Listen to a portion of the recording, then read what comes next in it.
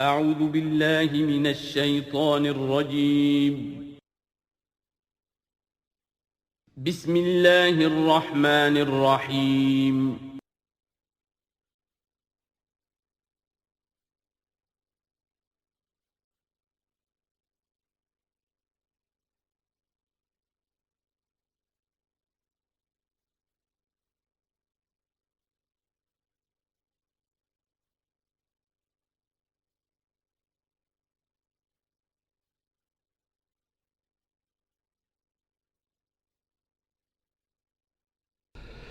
نحمده ونصلي على رسوله الكريم اما بعد فاعوذ بالله من الشيطان الرجيم بسم الله الرحمن الرحيم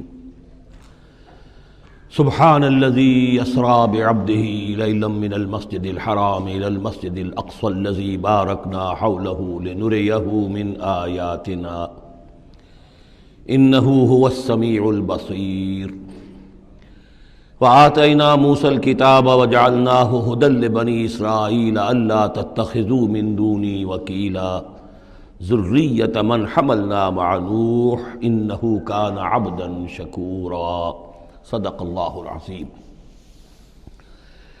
اس سے پہلے کہ ہم سورہ بنی اسرائیل کا ترجمہ شروع کریں، سورہ نحل کے آخری حصے میں ایک بڑی عظیم آیت آئی تھی کہ جس کے حوالے سے کسی قدر وضاحت ہونی چاہیے، لیکن چونکہ اس وقت میں چاہتا تھا کہ وقت کے اندر اندر اس کا ترجمہ مکمل ہو جائے تو میں اس وقت رکا نہیں۔ یہ آیت نمبر 125 ہے سورہ مبارکہ کی، ادع الی سبیل ربک بالحکمت والموعظۃ الحسنۃ وجادلھم باللتی ہی احسن۔ اصل میں اس میں دعوت اسلامی اور دعوت دین کے 3 مختلف لیولز کا تذکرہ ہے۔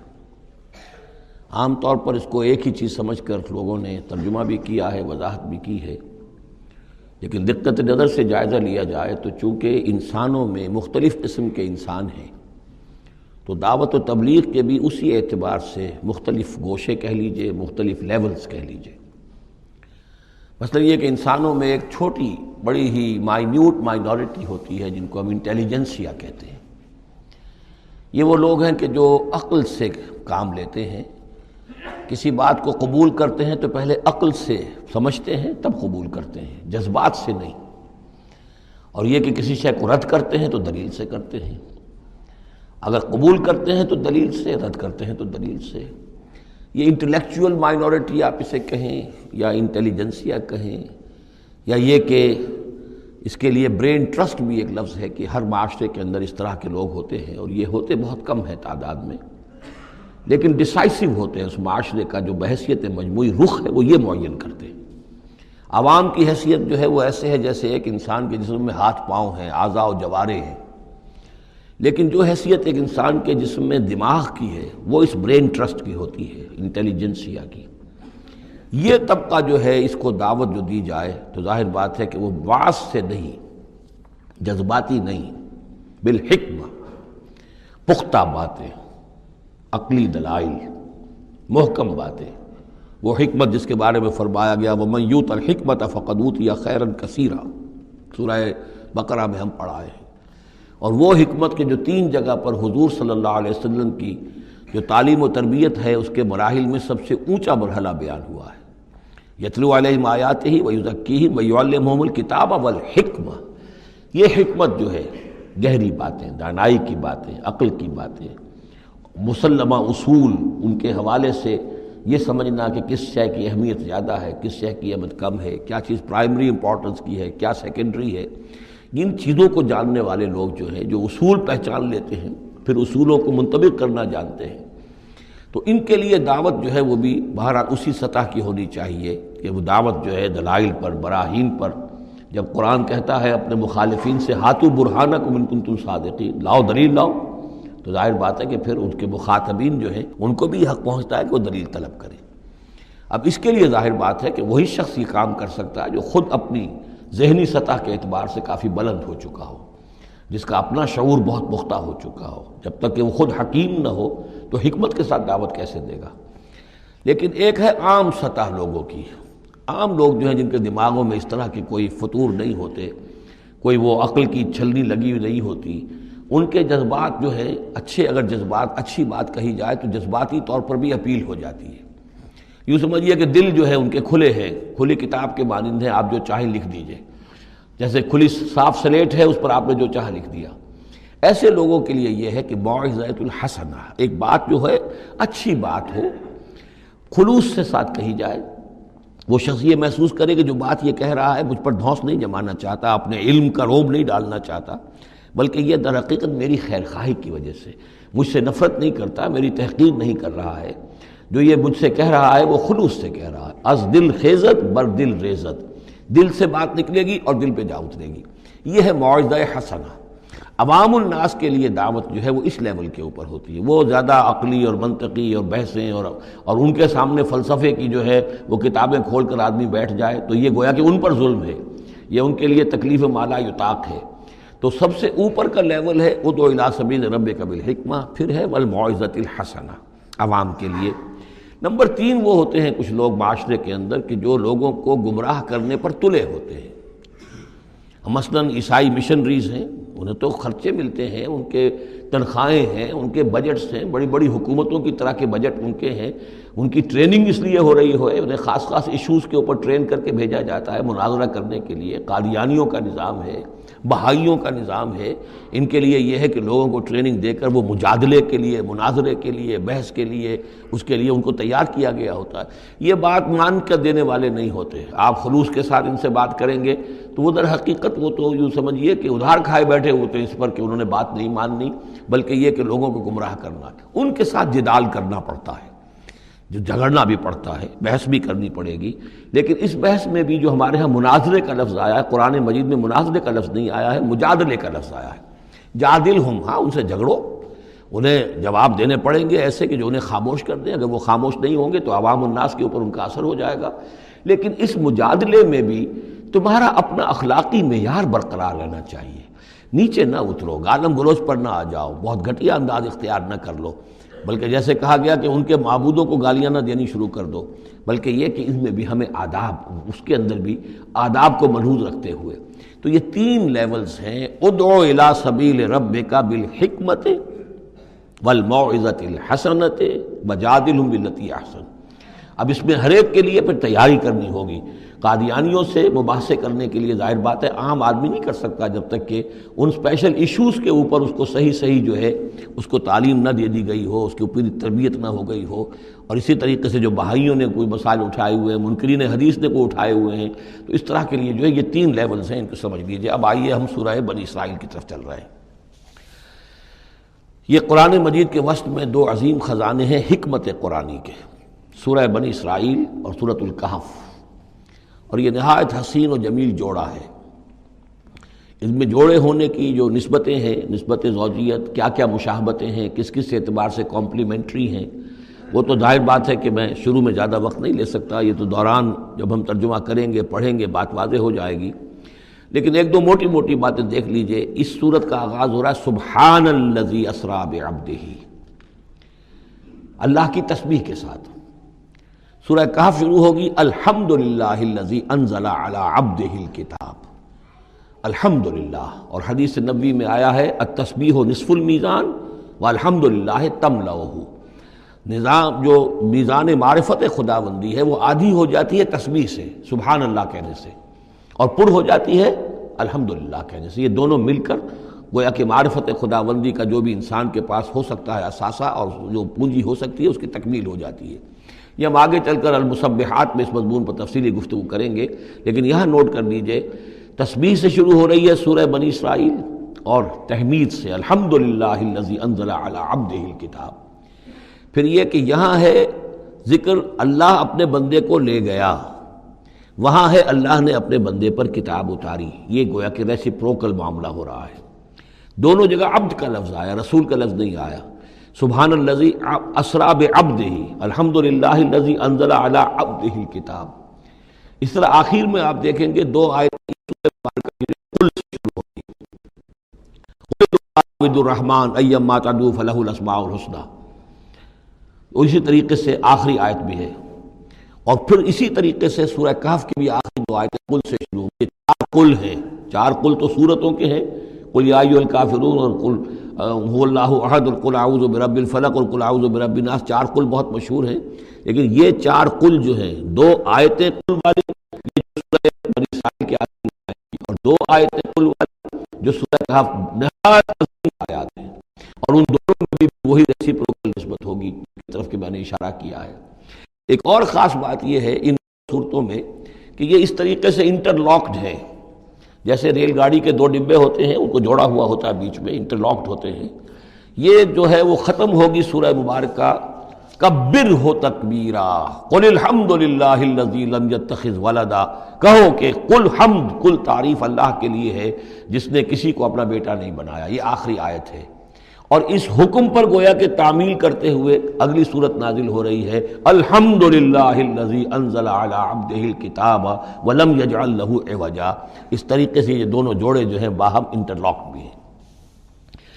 یہ سورہ بنی اسرائیل جو ہے، اس کا پہلا رکوع اس اعتبار سے بہت اہم ہے، بہت عظیم ہے کہ اس میں بنی اسرائیل کی تاریخ کے 4 ادوار کا تذکرہ ہے جو کہ حضور صلی اللہ علیہ وسلم کی بعثت تک گزر چکے تھے۔ 2000 برس کی تاریخ ان کی ہے، جس کو کہ 4 ادوار میں یہاں 4 آیتوں میں سمو کر بیان کر دیا گیا۔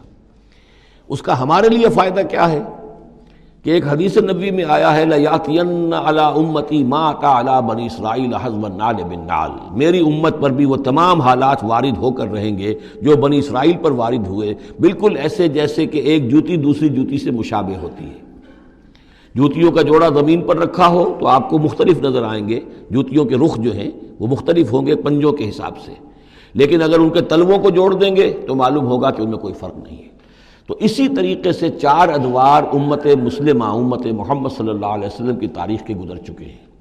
تو گویا کہ اپنے آپ کو سمجھنے کے لیے بھی یہ آئینہ جو ہے ان آیات میں جو تاریخ بنی اسرائیل کا آ رہا ہے وہ بہت مفید ہے۔ چنانچہ اس پر میں نے ایک مضمون لکھا تھا، وہ پھر پہلے تو اب چھپتا ہے چھوٹی شکل میں، وہ ایک کتابچہ ہے تنظیم اسلامی کا تاریخی پس منظر، اور اس کے بعد ایک بڑی کتاب بھی اب آ چکی ہے، سابقہ اور موجودہ مسلمان امتوں کا ماضی، حال اور مستقبل، اردو میں وہ کتاب بھی موجود ہے جو اس موضوع پر ہے۔ لیکن اس ضمن میں جو کچھ مجھ پر کھلا ہے وہ در حقیقت ان آیات کے حوالے سے اور اس حدیث کی کنجی سے، وہ حدیث جو ہے گویا کہ وہ ایک کنجی کی حیثیت رکھتی تھی جس سے کہ میں نے ان آیات میں جو خزانہ مضمر ہے علم کا اور معرفت کا اور معلومات کا، اس کو میں نے کھولا ہے اللہ کے فضل و کرم سے۔ اب جو ہے انگریزی میں بھی یہ کتابچہ جو ہے چھوٹا بھی موجود ہے، rise and fall of the مسلم امہ، اور دوسری طرف انگریزی میں اب دوسری کتاب کی بھی ترجمانی آ گئی ہے، لیسنز فرام ہسٹری، اور وہ سب کے سب جیسا کہ میں نے عرض کیا یہاں سے ماخوذ ہے۔ سبحان الذی اسریٰ بعبدہ لیلا من المسجد الحرام الی المسجد الاقصی، پاک ہے وہ ذات کہ جو لے گئی راتوں رات اپنے بندے کو صلی اللہ علیہ وسلم مسجد الحرام سے، یعنی مکہ مکرمہ خانہ کعبہ کے پاس سے، الی المسجد الاقصی، دور کی مسجد کی طرف، یعنی یروشلم، بیت مسجد اقصی جو کہ قبلہ رہا ہے بنی اسرائیل کا، الذی بارکنا حولہ، جس کے ماحول کو ہم نے بابرکت بنایا ہے۔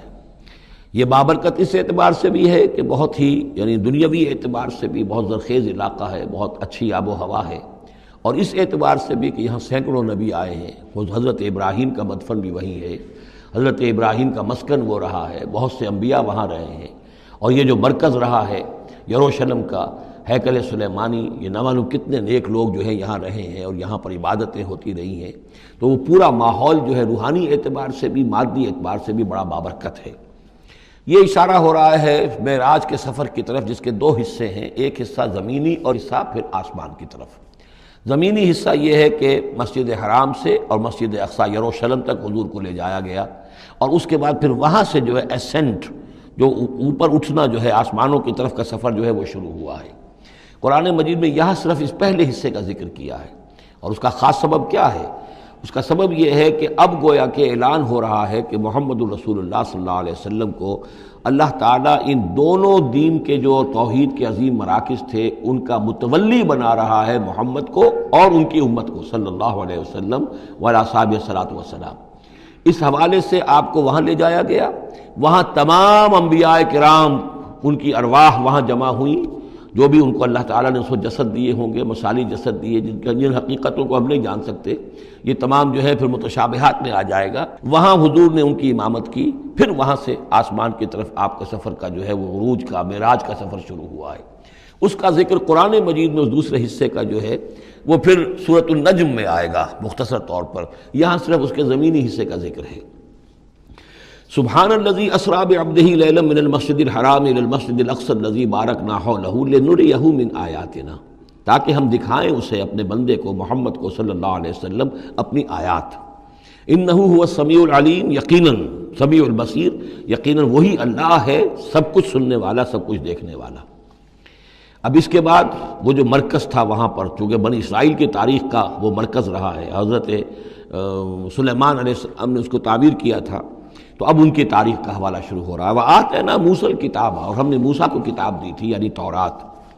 وَجَعَلْنَاهُ هُدًى لِبَنِي اسرائیل، اور ہم نے اسے بنایا تھا ہدایت نامہ، رہنمائی بنی اسرائیل کے لیے۔ وہ ہدى للناس اس معنی میں نہیں تھی کہ تمام نوع انسانی کے لیے ہو، بلکہ وہ در حقیقت بنی اسرائیل کے لیے ہدایت نامہ۔ وَجَعَلْنَاهُ هُدًى لِبَنِي اسرائیل أَلَّا تَتَّخِذُوا مِن دُونِي وَكِيلًا، اور اس کی تعلیم کا لب لباب اور خلاصہ، توحید کا اصل جو جوہر ہے، مغز ہے، وہ کیا ہے؟ اللہ کے سوا کسی کو کارساز نہ سمجھو، مت پکڑو کسی اور کو میرے سوا کارساز، کسی پر تمہارا بھروسہ، کسی پر توکل نہ ہو میرے سوا۔ یہ توحید کا لب لباب ہے اور خلاصہ ہے۔ ذریۃ من حملنا مع نوح، اے وہ لوگوں جو اولاد ہو ان کی جن کو ہم نے اٹھایا تھا نوح کے ساتھ، سوار کیا تھا کشتی میں نوح کے ساتھ۔ حضرت نوح علیہ السلام کے 3 بیٹے، سام، حام، یافس، اور ظاہر بات ہے سام ہی کی نسل ہے یہ کہ جس میں حضرت ابراہیم کی پیدائش ہوئی، اور انہی کی نسل ہے یہ بنی اسرائیل۔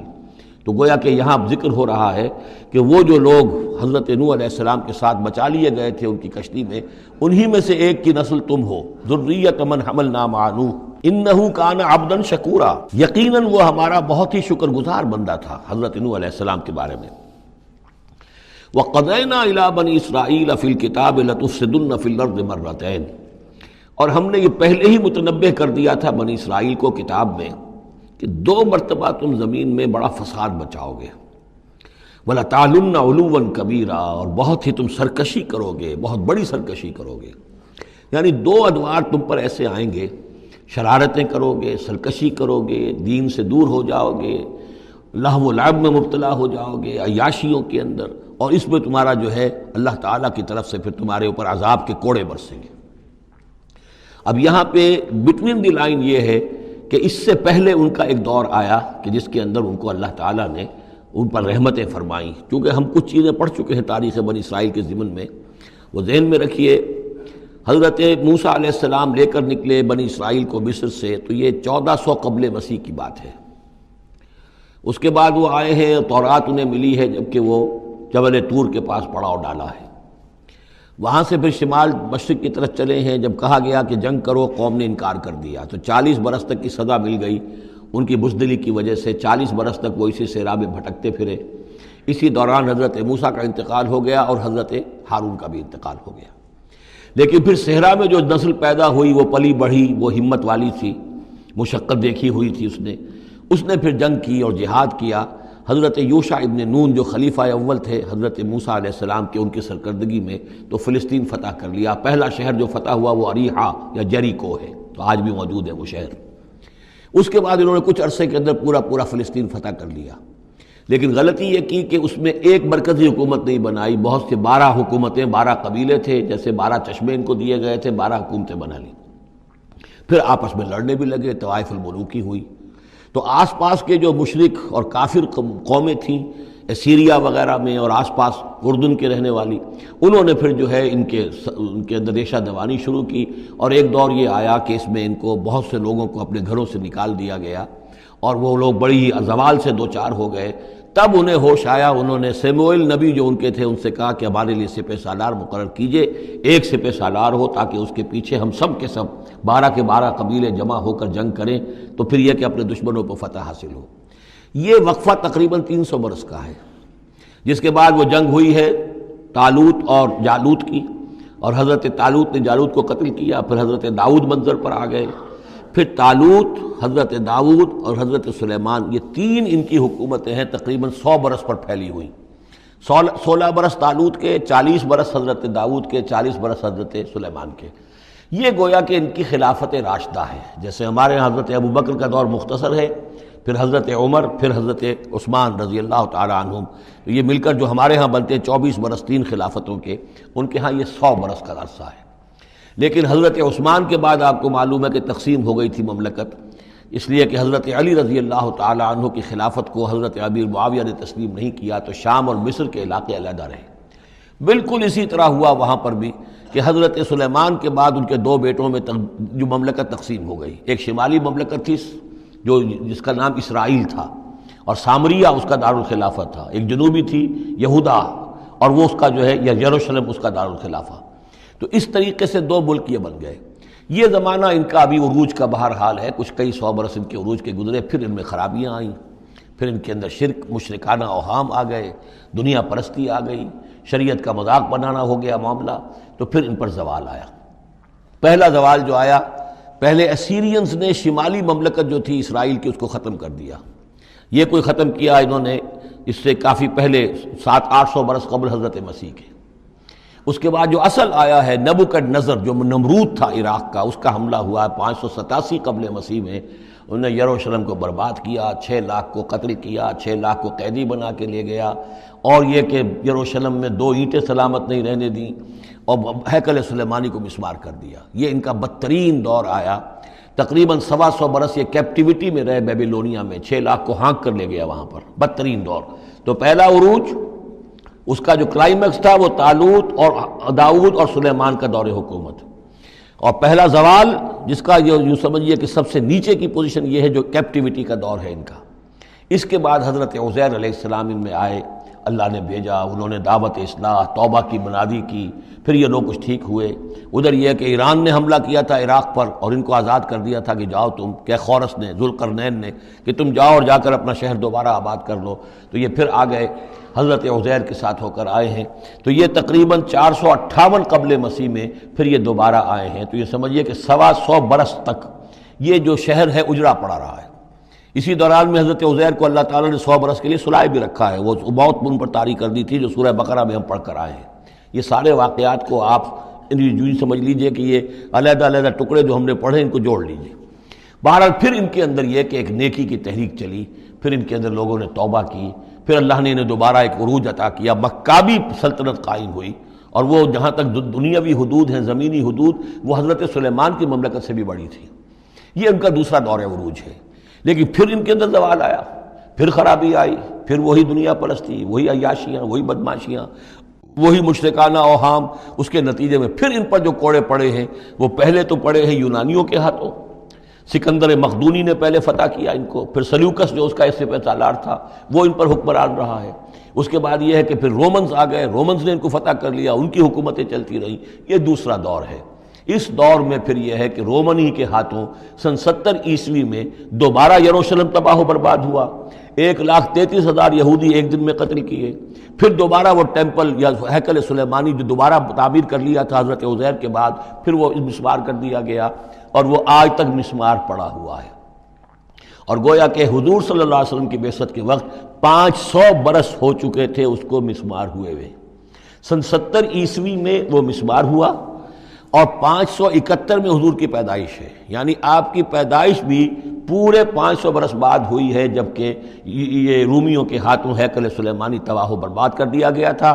یروشلم میں پھر کوئی متنفس نہیں رہا، لیکن یہ کہ بعد میں جو ہے اس کے اندر ان کو یہاں سے نکال باہر کیا گیا، ان کا ڈائسپورا شروع ہو گیا۔ وہ ڈائسپورا اس صدی کے شروع میں ختم ہوا ہے، وہ پھر میں بعد میں بات کروں گا۔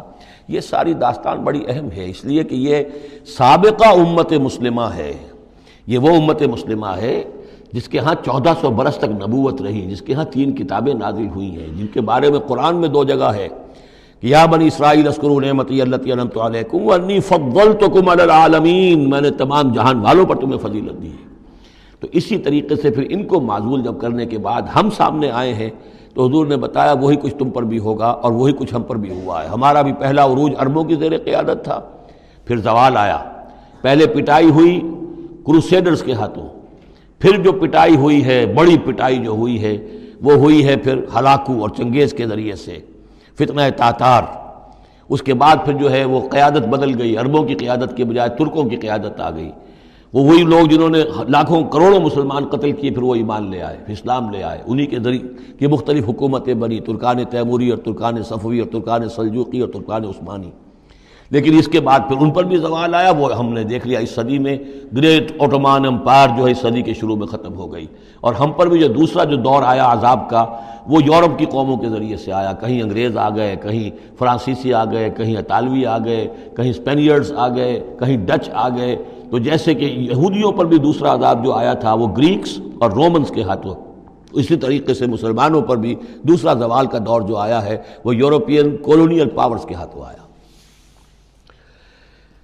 ہم نے یہ طے کر دیا تھا، پہلے ہی سنا دیا تھا بنی اسرائیل کو کہ تم اپنی تاریخ میں 2 مرتبہ بہت فساد مچاؤ گے اور بہت سرکشی کرو گے۔ فَإِذَا جَاءَ وَعْدُ أُولَاهُمَا، جب ان دونوں میں سے پہلے وعدے کا وقت آ گیا، بَعَثْنَا عَلَيْكُمْ عِبَادًا لَنَا أُولِي بَأْسٍ شَدِيدٍ، ہم نے تم پر مسلط کر دیے اپنے ایسے بندے جو بڑی سخت جنگ کرنے والے، بڑے سخت جنگجو تھے۔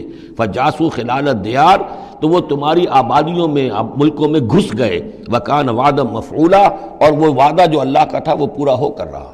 یعنی جب تم شرارت کرو گے، جب تم دین سے برگشتہ ہو جاؤ گے، جب تم اللہ کی کتاب کو، اللہ کے قانون کو جو ہے وہ مذاق اور ہنسی بنا لو گے، تو پھر تم پر ہمارے عذاب کے کوڑے پڑیں گے۔ یہ میں بتا چکا ہوں، پہلے یہ کوڑے آئے اسیرینز کے ہاتھوں جنہوں نے ختم کر دیا اسرائیلی مملکت کو، پھر یہ آئے نیبوکڈنیزر کے ہاتھوں، بیبیلونینز کے ہاتھوں، جس نے کہ یروشلم کو بھی برباد کیا، 6 لاکھ کو قتل کیا، 6 لاکھ کو ساتھ لے گیا اور ہیکل سلیمانی مسمار کر دیا۔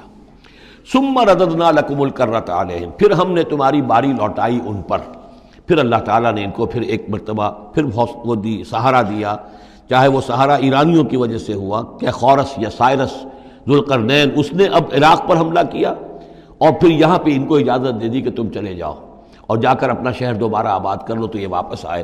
ثم رددنا لکم الکرۃ علیہم، پھر ہم نے تمہاری باری لوٹائی دی ان پر، وامددناکم، اور تمہاری مدد کی، بے اموال، اموال کے ذریعے سے بھی، وبنینا، اور اولاد بیٹوں کے ذریعے سے بھی، وجعلناکم اکثر نفیرا، اور پھر ہم نے تمہیں بنا دیا ایک کثیر تعداد والی قوم، تم پھلے پھولے پھر ایک بڑی پراسپرس قوم بن گئے۔ ان احسنتم احسنتم لانفسکم، تم نے اگر کوئی بھلائی کمائی تو اپنے نفس کے لیے بھلائی کمائی، اپنے لیے کمائی، اپنے فائدے کے لیے۔ وَإِنْ أَسَأْتُمْ فَلَهَا، اور اگر کوئی برا کام کیا تو وہ بھی اپنے لیے کیا، اس کا وبال تم پر دنیا میں بھی آیا اور آخرت میں بھی اس کا عذاب آئے گا۔ فَإِذَا جَاءَ وَعْدُ الْآخِرَةِ، جب وہ دوسری مرتبہ کی وہ سرکشی اور تمرد اور شیطنت تمہاری اور تمہارا جو ہے دین سے برگشتگی کا دور آیا، تو دوسرے وعدے کا وقت آیا، لِيَسُوءُ وُجُوهَكُمْ، یہاں وہ الفاظ محذوف سمجھیے، بَعَثْنَا عَلَيْكُمْ عِبَادًا لَنَا أُولِي بَأْسٍ شَدِيدٍ، وہ گویا کہ الفاظ یہاں ریپیٹ نہیں کیے گئے۔ دوبارہ پھر ہم نے تمہارے اوپر ایسے زوردار لوگوں کو مسلط کیا، لِيَسُوءُ وُجُوهَكُمْ، تاکہ وہ تمہارے چہروں کو بگاڑ دیں، تمہارے حلیے بگاڑ دیں۔ وَلِيَدْخُلُوا الْمَسْجِدَ كَمَا دَخَلُوهُ أَوَّلَ مَرَّةٍ، اور وہ داخل ہوں مسجد میں، یعنی مسجد اقصیٰ میں، ہیکل سلیمانی میں، جیسے کہ وہ داخل ہوئے تھے پہلی مرتبہ۔ جیسے بے حرمتی کی تھی بیبیلونینز نے بیت المقدس کی اور ہیکل سلیمانی کی، ایسی ہی بے حرمتی پھر کی ہے ٹائٹس رومی نے سن 70 عیسوی میں اس ہیکل کی بھی، اور ہیکل کو مسمار کر دیا۔ لِيَدْخُلُوا الْمَسْجِدَ كَمَا دَخَلُوهُ أَوَّلَ مَرَّةٍ وَلِيُتَبِّرُوا مَا عَلَوْا تَتْبِيرًا، اور یہ کہ تباہ و برباد کر دیں ہر اس شے کو جس کے اوپر بھی ان کو اختیار اور قبضہ حاصل ہو جائے۔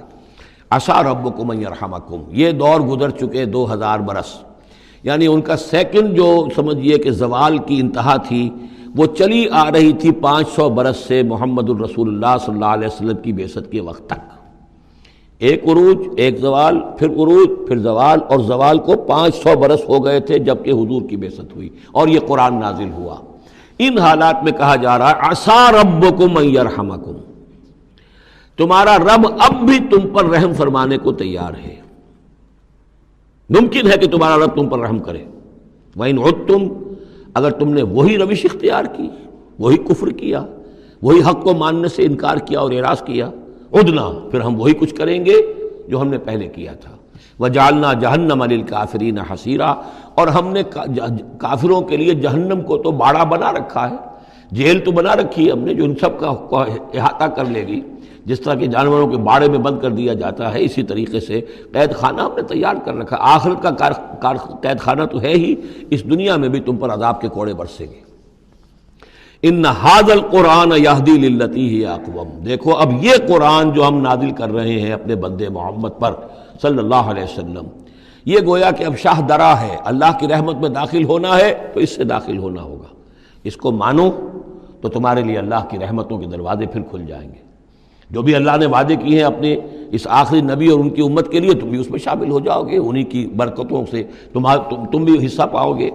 ان ھذا القرآن یہدی للتی ہے اقوم، یقیناً یہ قرآن ہے جو اب راستہ دکھا رہا ہے اور رہنمائی کر رہا ہے اس راہ کی طرف جو سب سے سیدھی ہے، اقوم۔ وَيُبَشِّرُ الْمُؤْمِنِينَ، اور بشارت دیتا اہل ایمان کو، الَّذِينَ يَعْمَلُونَ الصَّالِحَاتِ، جو نیک عمل بھی کریں، أَنَّ لَهُمْ أَجْرًا كَبِيرًا، کہ ان کے لیے بہت بڑا اجر ہے، وَأَنَّ الَّذِينَ لَا يُؤْمِنُونَ بِالْآخِرَةِ۔ اب دیکھیے جہاں بھی وہ بات آتی ہے عمل کی خرابی کی تو ایمان بالآخرہ کا تذکرہ، اور وہ لوگ کہ جو ایمان نہیں رکھتے آخرت پر، اعتدنا لہم عذابا علیما، ان کے لیے تو ہم نے فراہم کیا ہوا ہے دردناک عذاب۔ یہ پہلا رکوع 10 آیات کا بہت ہی اہم ہے تاریخی اعتبار سے، اور اس کو سمجھنا چاہیے۔ یہ خد و خال یہ ہماری ہی گویا کہ امت مسلمہ ایک ہم ہیں، الحمدللہ امت محمد میں شامل ہیں، لیکن یہ بھی ایک امت مسلمہ تھی، یہ سابقہ امت مسلمہ ہے، اور ابھی یہ ختم نہیں ہوئی، یہ موجود ہے۔ اگر ڈپوزڈ ہے، معزول کر دی گئی ہے، وہ دوسری بات ہے، اور تقریباً 2000 برس سے یہ بڑے سختیوں کے اندر تھی، لیکن اب تقریباً 100 برس سے یہ ابھر کر آ گئی ہے، اور یوں سمجھیے کہ اب 2 پتنگیں اوپر چڑھ رہی ہیں۔ ایک سابقہ امت مسلمہ کی 1917 سے چڑھنی شروع ہوئی، بالفور ڈکلریشن، 1948 میں اسرائیل بن گیا، 1967 میں اسرائیل کی جو توسیع ہو گئی، 1991 میں آپ کو معلوم ہے کہ جو اس کا اربوں میں ایک ہی دشمن ہو سکتا تھا جس سے اسے خطرہ تھا، عراق، اس کا برکس نکال دیا گیا۔ اب وہ اس پورے علاقے کے اندر تو کتنی بڑی طاقت ہے کہ کسی عرب ملک کے اندر یہ جرت نہیں ہے کہ وہ اسرائیل کا مقابلہ کر سکے۔ لیکن یہ کہ امت مسلمہ میں بھی رنائسنس شروع ہوا ہے، یہ بھی اپنے انتہائی زوال کو پہنچ چکی تھی اس صدی کے آغاز میں۔ پہلی جنگ عظیم کے بعد جب سلطنت عثمانیہ ختم ہوئی، خلافت ختم ہو گئی 1924 میں، تو اس کے بعد سے یہاں بھی ایک رنائسنس شروع ہو چکا ہے۔ یہاں بھی پھر آزادی کی تحریکیں چلیں، پھر جو ریوائیول کی تحریکیں، احیائی تحریکیں، جماعت اسلامی کی تحریک، اخوان کی تحریک، مخزومی پارٹی، اسی طریقے سے جو ایران میں تھے فدائی، یہ تحریکیں چل رہی ہیں۔ تو اس کو بھی جاننا بہت ضروری ہے کہ یہ جو صدی ہماری گزری ہے، اب ختم ہو رہی ہے، اس صدی کے دوران ہمارا ایک زوال کا عمل بھی چل رہا تھا، اور ایک یہ کہ ایک نئی ایک ترقی کی طرف بھی ہم آگے بڑھے ہیں رفتہ رفتہ۔ یہ دونوں پروسیس سائیڈ بائی سائیڈ، مرج البحرین یلتقیان بینہما برزخ لا یبغیان، یہ دونوں عمل چل رہے ہیں۔ ان تمام چیزوں کا صحیح اندازہ ہونا چاہیے، ذہن میں خاکہ ہونا چاہیے، تاکہ کوئی شخص دین کی خدمت کر رہا ہو تو اسے معلوم ہو زمان و مکان کے اعتبار سے میں کہاں ہوں، کس جگہ کھڑا ہوں، ماضی کیا ہے، سامنے کیا ہے، داہنے بائیں کیا حالات ہیں۔ تو یہ ساری چیزیں جو ہیں ان کو سمجھنا بہت ضروری ہے۔ چنانچہ وہ جو میں نے چند کتابوں کا تذکرہ کیا ان کو غور سے پڑھیے، 2 مختصر ہیں، 2 ذرا اس سے بڑی ہیں۔